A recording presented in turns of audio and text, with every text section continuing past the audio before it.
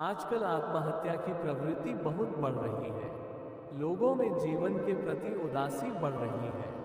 हमें पता नहीं होता हमारे आसपास मौजूद ही कोई व्यक्ति अंदर से कितना खोखला, कितना अकेला, कितना टूटा हुआ महसूस कर रहा हो। जीवन को खत्म करने के ख्याल आ रहे हैं। ऐसे लोगों में जीवन भरने में ये कथा मददगार बनेगी। बस आपको 5 मिनट का धैर्य रखते हुए इसे आराम आराम से अंत तक पढ़ना है। मैं कथाओं में अक्सर कहता हूँ कि भगवान संघर्ष और दुख की घड़ी हमें तोड़ने के लिए बल्कि चट्टान जैसा सख्त बनने के लिए देते हैं। जो उसका इस्तेमाल कर लेते हैं वे शीर्ष पर होते हैं और जो टूट जाते हैं वे तो टूट ही जाते हैं। बहुत से लोगों ने कहा कि यह सब कहने सुनने में तो अच्छा लगता है, पर व्यवहारिक नहीं है। यदि सचमुच ऐसा ही होता तो क्यों आज भी इसे ही जीवन की सबसे अच्छी थेरेपी माना जाता। जीवन की एक व्यवहारिक बात आज मैं आपको एक व्यवहारिक तरीके से समझाऊंगा। इसका प्रयोग नर्क जैसे दुर्गम स्थानों में तैनात फौजियों तक में आत्मबल देने के लिए किया जाता है। सोना तपकर कुंदन बनता है। संघर्ष में इंसान सिर्फ टूट ही जाता है ऐसा नहीं है। हो सकता है ये कथा आपने सुनी होगी, पर मकसद तो वह बात समझाना था जो कथा के बाद आती है। ये जीवन कथा धैर्य से पूरा पढ़िएगा। उसके बाद शांत मन से उस बिंदु पर मंथन करिएगा जो कथा के अंत में आएगी। ये दुनिया भर में आजमाई हुई कारगर विधि है। जापान समुद्र के बीच में स्थित है। वहाँ भूमि की कमी है, इसलिए सब्जी आदि के स्थान पर जापानियों का मुख्य आहार हमेशा से मछलियाँ ही रही हैं। मछलियाँ जितनी ताज़ी होती हैं जापानी उसे खाना उतना ही पसंद करते हैं, लेकिन तटों के पास इतनी मछलियाँ होती नहीं जो जापानियों की ज़रूरत पूरी कर सके। नतीजतन लोगों की रुचि का ध्यान रखते हुए मछुआरों को दूर समुद्र में जाकर मछलियाँ पकड़नी पड़ती हैं। दूर समुद्र में जब इस तरह से मछलियां पकड़ने की शुरुआत हुई तो मछुआरों के सामने एक गंभीर समस्या आ खड़ी हुई। वे समुद्र में जितनी दूर मछली पकड़ने जाते उन्हें वापस तट पर लौटने में उतना ही अधिक समय लगता। मछलियां बाजार तक पहुंचते पहुंचते बासी हो जाती और फिर कोई उन्हें खरीदना नहीं चाहता। यानी समस्या जस की तस रही। इस समस्या से निपटने के लिए मछुआरों ने अपनी नावों पर फ्रीजर लगवा लिए। वे मछलियां पकड़ते और उन्हें फ्रीजर में डाल देते। इस तरह से वे और भी देर तक मछलियां पकड़ सकते थे और उसे बाजार तक पहुंचा सकते थे। पर इसमें भी एक समस्या आ गई। जापानी बर्फ में रखी मछलियों और ताजी मछलियों में आसानी से अंतर कर लेते। वे बर्फ की मछलियों को खरीदने से कतराते। उन्हें तो किसी भी कीमत पर ताज़ी मछलियां ही चाहिए होती। एक बार फिर मछुआरों को इस समस्या से निपटना था। उन्होंने इस बार अपने बड़े बड़े जहाज़ों पर बड़े बड़े टैंक बनवा लिए। अब वे मछलियां पकड़ते और उन्हें पानी से भरे टैंकों में डाल देते। टैंक में डालने के बाद कुछ देर तो मछलियां इधर उधर भागती, पर जगह कम होने के कारण वे जल्द ही एक जगह स्थिर हो जाती। जब ये मछलियां बाजार पहुंचती तो भले वे ही सांस ले रही होती, लेकिन उनमें वह बात नहीं होती जो आज़ाद घूम रही ताज़ी मछलियों में हो। जापानी इन मछलियों में भी अंतर कर लेते। तो इतना कुछ करने के बाद भी समस्या जस की तस बनी हुई थी। अब मछुआरे क्या करते? ताज़ी मछलियां लोगों तक कैसे पहुंचाई जाए? उन्होंने कुछ नया नहीं किया। वे अब भी मछलियां टैंकों में ही रखते, पर इस बार हर टैंक में एक छोटी सी शार्क मछली भी अगल देते। शार्क कुछ मछलियों को जरूर खा जाती थी, पर ज्यादातर मछलियां बिल्कुल ताज़ी पहुंचती। ऐसा इसलिए हो रहा था क्योंकि शार्क बाकी मछलियों के लिए एक चुनौती की तरह थी। उसकी मौजूदगी बाकी मछलियों को हमेशा चौकन्ना रखती। अपनी जान बचाने के लिए वे हमेशा सतर्क रहती थी। इसीलिए कई दिन तक टैंक में होने पर भी उनमें स्फूर्ति और ताजापन बना रहता। आज बहुत से लोगों की जिंदगी टैंक में पड़ी उन मछलियों की तरह हो गई है जिन्हें जगाने के लिए कोई शार्क जैसी चुनौती मौजूद नहीं है। एक छोटी सी मछली जैसे जीव की कद्र चुनौतियों के कारण बढ़ जा रही है तो मनुष्य तो ब्रह्मा की सर्वश्रेष्ठ कृति है। हम में तो चुनौतियों को अवसर की तरह लेने की क्षमता होती है। जीवन की चुनौतियां हमेशा तोड़ती नहीं है। आपके साथ भी अगर लगातार ऐसा हो रहा है तो अपने जीवन में चुनौतियों से भागने की बजाय उनसे भिड़ना सीखिए। अब इसे अपने जीवन के उदाहरण से समझिए। याद करिए पिछली बार जब आप पर कोई विपत्ति आई थी, आपको लगा होगा इससे तो मैं पार ही नहीं पा सकूंगा, अब तो जीवन खत्म ही हो गया। सप्ताह भर चिंतित रहने के बाद आपको उसका सामना करने की कहीं से प्रेरणा मिली होगी या मजबूरी में ही राह बनाई होगी। शुरू में आप बहुत खींचते होंगे, झुंझलाहट होती होगी, लेकिन फिर एक सप्ताह बाद आप उस पेज को पार कर चुके होंगे। अब जो बात आपको सप्ताह भर पहले बेचैन कर देती रही होगी, धीरे धीरे आप उसे सहजता से लेने लगे होंगे। एक समय ऐसा आ गया होगा जब कोई और ऐसे संकट में फंसा आपको दिखा होगा तो आप उसके लिए मार्गदर्शक बन गए होंगे। जो खुद एक दिन किसी परेशानी में टूट रहा था, अब वह औरों को हौसला दे रहा है। क्या यह एक बड़ी उपलब्धि नहीं है? हारा हुआ महसूस करने वाला इंसान किसी के लिए प्रेरक या मोटिवेटर बन जाए, उसकी कद्र होने लगे। दिमाग पर जोर डालिए, हर आदमी के साथ कम से कम एक ऐसा अनुभव तो होता ही। जीवन के उसी अनुभव को याद करिए, आत्मबल मिलेगा। चंद सपनों के मर जाने से जीवन नहीं मरा करता है। आप जिस रूटीन के आदी हो चुके हैं, आपको उससे कुछ अलग करना होगा, अपना दायरा बढ़ाना होगा और एक बार फिर जिंदगी में रोमांच और नयापन लाना होगा, नहीं तो बासी मछलियों की तरह आपका भी मोल कम हो जाएगा। लोग आपसे मिलने जुलने की बजाय बचते नजर आएंगे। अगर आपके जीवन में चुनौतियां हैं, बाधाएं हैं, तो उन्हें कोसते मत रहिए। कहीं ना कहीं ये आपको ताज़ा और जीवंत बनाए रखते हैं। इन्हें स्वीकारिए और अपना तेज बनाए रखिए। जीवन जीने की यह कला जीवन भर काम आएगी। आपको ये पोस्ट कैसी लगी? काम की लगी हो तो इसे अपने मित्रों संग शेयर करें, फेसबुक पर, व्हाट्सएप पर, और उससे भी आसान है कि आप हमारा प्रभु शरणम ऐप डाउनलोड कर लें। वहां आपको ऐसी कथाओं के साथ साथ धार्मिक जानकारियों का पूरा संसार मिलेगा।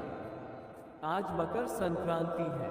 भगवान सूर्य के उत्तरायण होने के साथ ही सात्विक गुणों और शक्तियों का मानव शरीर में संचार बढ़ जाएगा। यह अवसर है जीवन को सकारात्मक रूप में आगे लेकर चलने का।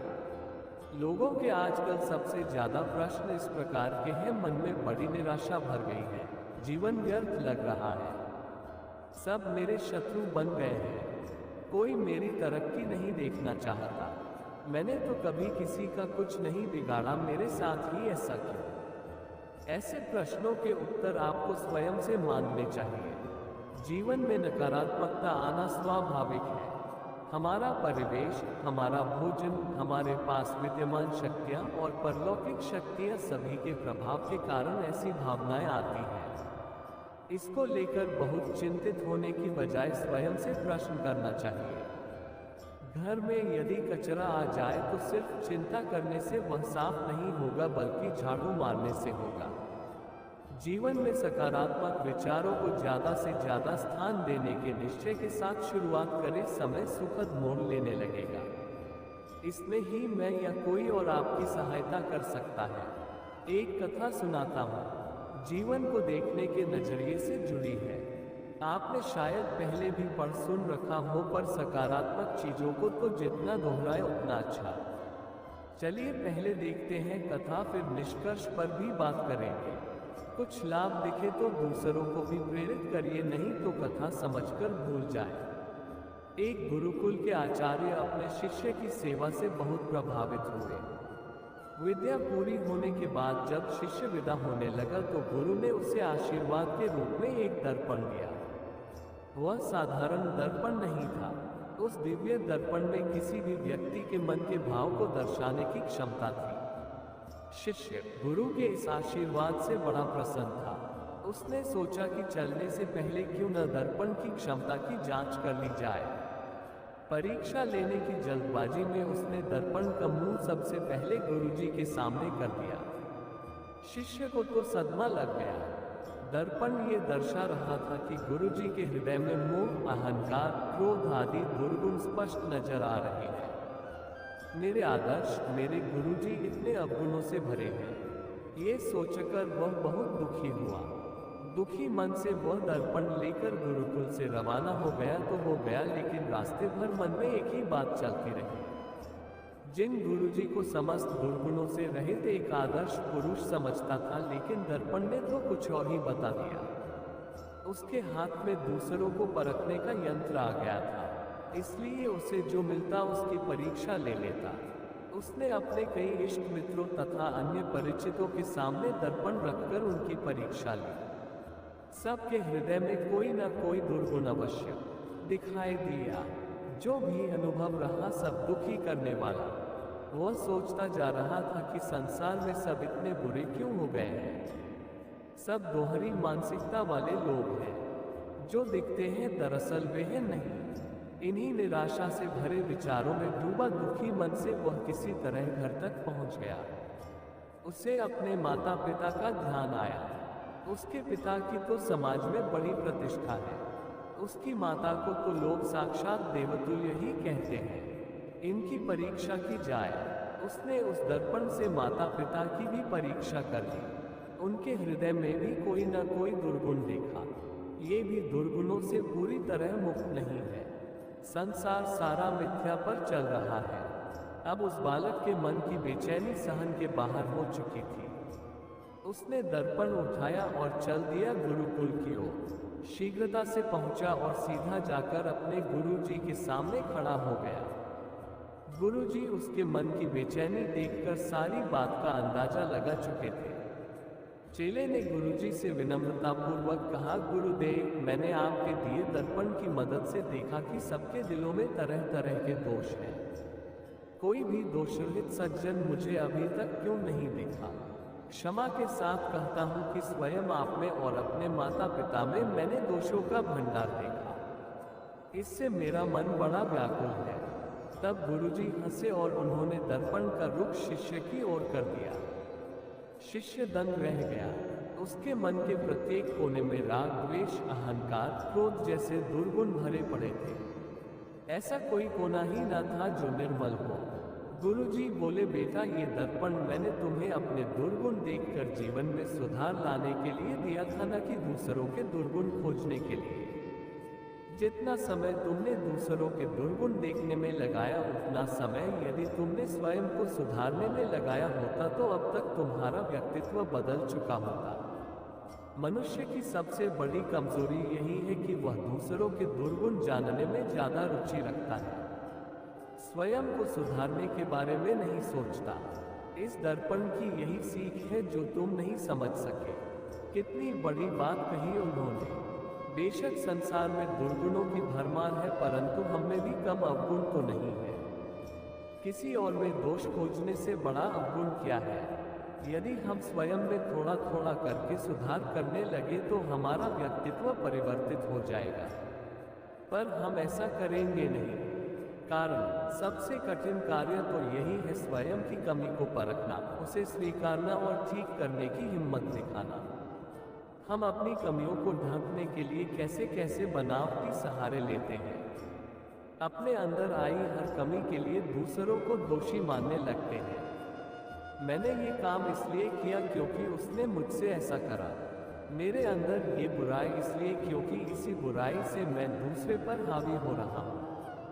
उसने यह न किया होता तो मैं ये न होता, आदि आदि। आप अपने लिए जिम्मेदार हैं। किसी और के कारण आप अपने अंदर दुर्गुण क्यों भरते जा रहे हैं। ये दुर्गुण ऐसे हावी होंगे कि आप इनका प्रयोग ऐसे लोगों पर भी करेंगे जो इससे मुक्त हैं। फिर उसे भी आपकी तरह बहाने मिलेंगे। जरा शांति से सोचिएगा कि आप क्या करते जा रहे हैं। मित्रों, हम खोज खोज कर धार्मिक, आध्यात्मिक और प्रेरक कहानियां लेकर आते हैं।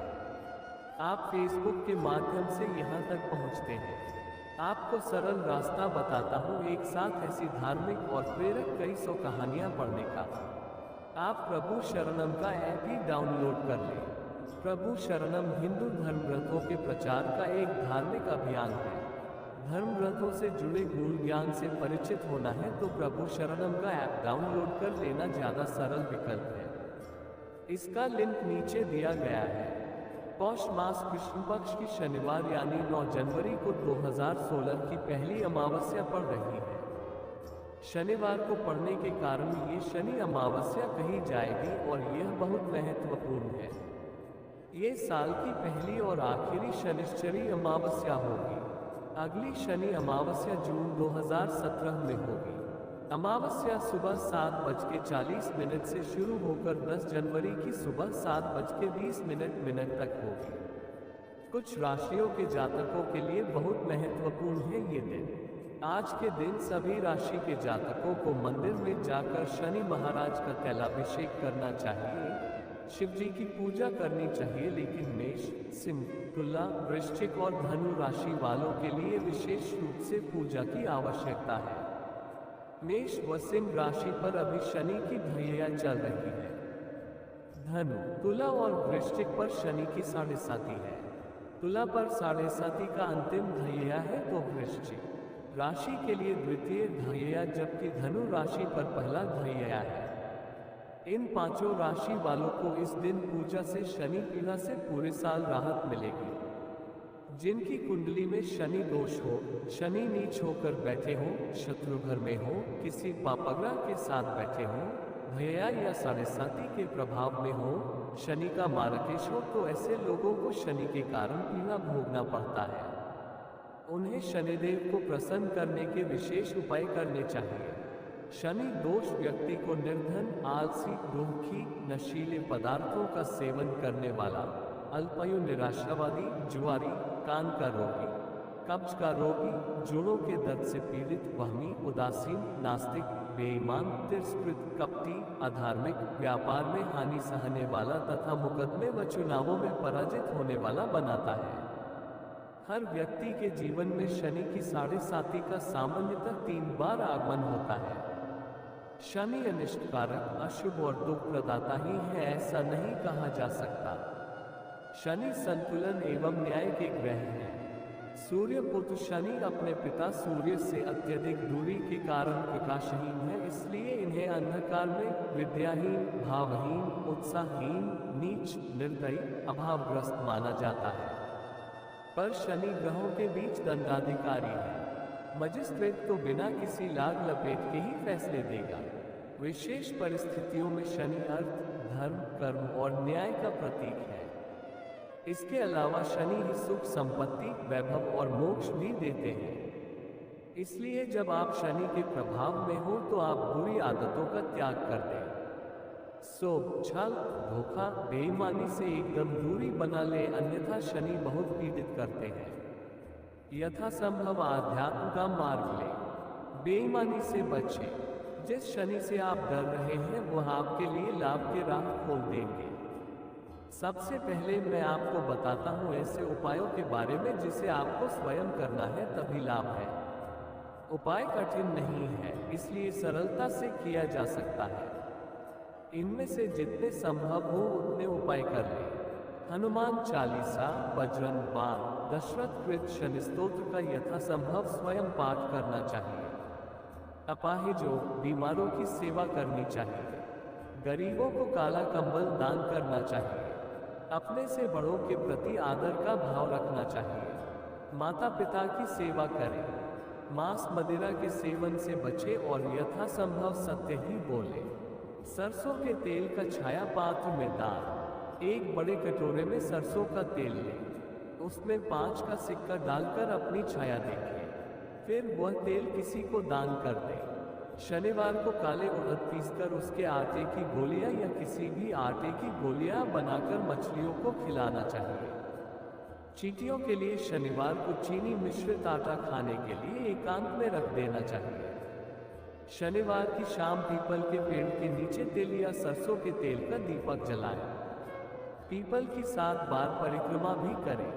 शनि की ढैया से ग्रस्ती व्यक्ति को हनुमान चालीसा का सुबह शाम यथासंभव पाठ करना चाहिए। शनिवार के दिन एक रोटी में गुड़ घी लगाकर अपने सिर के ऊपर से 7 बुरा घुमाकर कुत्ते के खिलाने से लाभ होता है। इसे भैरव प्रयोग कहा जाता है। रोटी घुमाते समय कोई टोके नहीं, इसका ध्यान रखिए। इसे कम से कम 4 शनिवार और अधिकतम 16 शनिवार को करना चाहिए। शनिवार के दिन किसी चौराहे पर जाकर 5 सिक्कों को मुट्ठी में बंद करके अपने सिर पर से 7 बार घुमाकर वहीं चौराहे पर रख देना चाहिए। ये प्रयोग 1 या 2 बार करने से भी लाभ होता है। वेद पाठी ब्राह्मण से कराए जाने वाले उपाय। शनि ग्रह की शांति के लिए वैदिक मंत्र, बीज मंत्र और तंत्र मंत्र के एक विशेष संख्या में जप के बाद शमी की लकड़ी से हवन कराने से शनि की कष्टमय पीड़ा से तत्काल राहत मिलती है। जो लोग शनि के कारण बहुत पीड़ित हैं, उन्हें इसका सहारा लेना चाहिए। वैसे तो शनि के 23,000 मंत्रों के जप का ही विधान है, किंतु कलियुग में मंत्रों का प्रभाव तब होता है जब उसे चौगुन पाठ किया जाए। कलौ चतुर्गुणित प्रोक्त, इसलिए शनि के मंत्रों का 92,000 पाठ कराना चाहिए। शनि वैदिक मंत्र। ऊ शनो ऐसापो भवन्तु पीते शयोरमित्र बिंतु न। शनि बीज मंत्र। ऊ ह्रीं श्रीं शनैश्चराय नमः। शनि तंत्र मंत्र। ऊ शम शनैश्चराय नमः। किसी विद्वान ज्योतिषी के परामर्श से शनि के लिए नीलम धारण करें। नीलम के धारण करने में कई सावधानियां हैं, इसलिए विद्वान का परामर्श लें। नीलम महंगा है, उसके स्थान पर उसका उपरत्न नीली भी धारण किया जा सकता है। शनि की शांति के लिए लाजवर्ती चांदी या पंचधातु में धारण किया जा सकता है। काले घोड़े की नाल या नौक की कील से बनी लोहे की अंगूठी को मध्यमा उंगली में शनिवार को धारण करना चाहिए। शनि अमावस्या से अगर ये उपाय करते हैं तो विशेष रूप से शुभ है। यदि शनि अमावस्या से नहीं कर पाते तो किसी अन्य शुभ मुहूर्त में विद्वान के परामर्श से कर सकते हैं। शनि से भय वे खाएं जो कुटिल हैं, दूसरों से जलते हैं, दूसरों को हानि पहुंचाने या बेईमानी की भावना रखते हैं, कपटी हैं।